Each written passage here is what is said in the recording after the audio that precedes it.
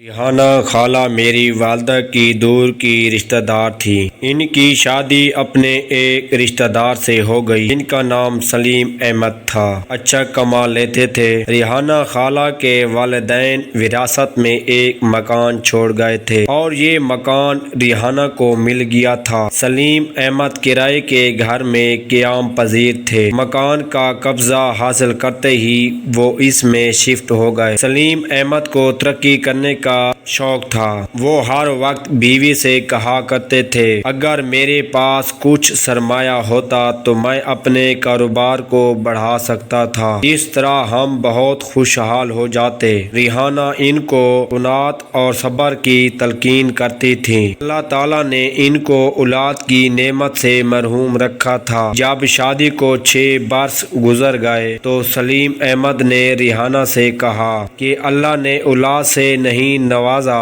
تو کیوں نہ مکان بیچ دیں، ہمارے بعد نہ جانے کس کے قبضے میں چلا جائے۔ جو زندگی ہے دولت کے مزے تو لیں۔ وہ چاہتے تھے کہ مکان کی رقم سے کاروبار کو وسعت دیں، پھر کار کوٹھی بنانے کے لائق ہو جائیں گے، گھر بھی دوبارہ مل جائے گا۔ ریحانہ خالہ نے کہا، ذاتی گھر ایک نعمت اور پرسکون ٹھکانہ ہوتا ہے۔ ایک گھر بنانے میں عمریں لگ جاتی ہیں، بہتر ہے کہ اولاد کی تمنا کریں جو انسان کی زندگی کی اصل خوشی ہوتی ہے۔ اولاد تو ہو نہیں سکتی، سلیم احمد مایوسی سے جواب دیتے۔ تب ریحانہ خالہ کا دل بجھ کر رہ جاتا کیونکہ ان کو اپنے شوہر سے بہت محبت تھی اور وہ خود کو بانجھ اور مجرم سمجھتی تھی۔ اپنے اس احساس سے نجات پانے کی خاطر انہوں نے شوہر سے اصرار کرنا شروع کر دیا کہ وہ اور شادی کر لیں۔ دن رات کان کھاتی، بالآخر اپنے جیون ساتھی کو دوسری شادی پر مجبور کر دیا۔ شوہر کو خوش دیکھنے کی خاطر اپنے پیروں پر کلہاڑی مار لی، خود رشتہ داروں میں لڑکی تلاش کی، اپنے ہاتھوں سے شوہر کو دولہا بنا کر سہرا باندھا، جو زیور پاس تھا اور قیمتی جوڑے سب نئی نویلی دلہن کی نظر کر دیے۔ اس طرح قربانی کی انوکھی مثال قائم کرنے کے شوق میں اپنی قسمت پھوڑ لی۔ سوچا تھا سوتن کو سکھ دوں گی، بڑی بن کر رہوں گی اور حسن سلوک سے اس کو آرام کر لاؤں گی، مگر سوتن پھر سوتن ہوتی ہے۔ ریحانہ خالہ کے لاکھ حسن سلوک نے بھی اس عورت کو رام نہ کیا اور ریحانہ خالہ کی گھر میں موجودگی اس سے کھلنے لگی۔ وہ چاہتی تھی کہ شوہر کی پہلی بیوی گھر سے چلی جائے اور وہ بلا شرکت غیرت اس گھر کی ملکہ بن جائے۔ شادی سے قبل سلیم کہا کرتے تھے، اے بیوی تم میری دوسری شادی کرانے پر مصر ہو، لیکن اگر اس عورت سے بھی اولاد نہ ہو سکی تب کیا کرو گی؟ ریحانہ جواب دیتی تھی، ضرور اللہ تعالی ہم پر رحم کرے گا اور ہم اولاد کی خوشی دیکھیں گے۔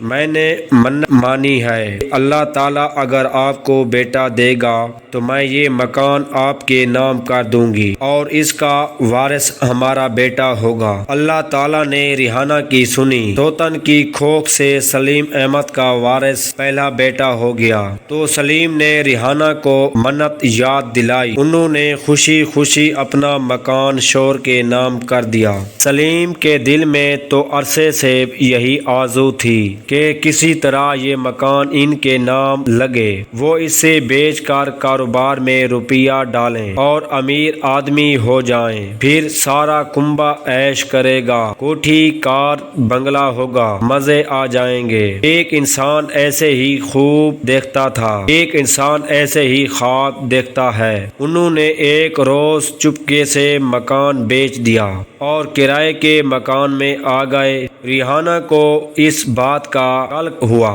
مگر وہ اس وجہ سے خاموش ہو گئی کہ اللہ نے اس گھر کا چراغ تو دے دیا ہے، کوئی بات نہیں، گھر پھر بن جائے گا۔ خاوند کو اگر کاروبار وسیع کرنے کا ارمان ہے تو یہ بھی پورا کر لے، کیا خبر اللہ تعالیٰ برکت دے دے اور دولت ہونے کا خواب پورا ہو جائے۔ بیٹا ہوا سوتن کا مزاج آسمان سے باتیں کرنے لگا۔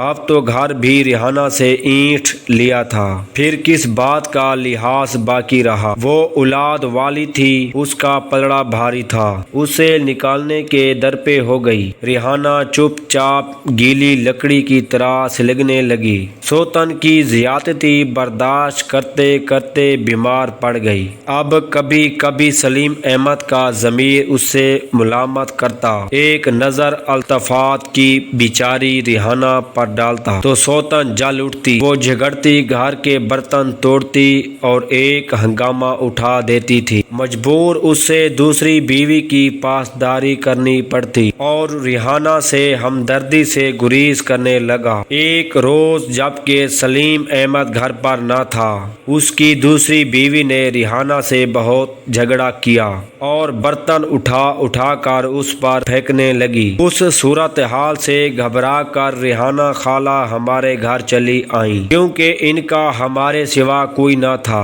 جب سلیم احمد گھر آئے، نئی نویلی دلہن نے خوب ریحانہ خالہ کے خلاف باتیں کر کے ان کے کان بھرے اور واضح الفاظ میں کہہ دیا کہ مجھے رکھو یا پھر پہلی بیوی کے ساتھ رہو، میں تو میکے چلی۔ سلیم احمد کو اپنے بیٹے سے بہت پیار تھا، لہٰذا وہ اس دھمکی کو چپ چاپ سہ گئے اور ریحانہ کو تلاش کرنے کی بھی زحمت نہ کی کہ کہاں چلی گئی ہے۔ کچھ دنوں بعد انہوں نے دور آبادی میں ایک مکان خرید لیا اور کرایہ کا گھر چھوڑ کر چلے گئے، کسی کو نہ بتایا کہ کہاں گھر لیا ہے۔ 2 ماہ بعد خالہ ریحانہ نے گھر جانے کی خواہش کی۔ امی اور بھائی ان کے ساتھ گئے، مگر پڑوسیوں نے بتایا کہ وہ مکان چھوڑ کر چلے گئے ہیں اور جاتے ہوئے اپنے گھر کا پتہ بھی بتا کر نہیں گئے، یہ اپنا سا منہ لے کر واپس آ گئے۔ اب خالہ ریحانہ کہاں جاتی؟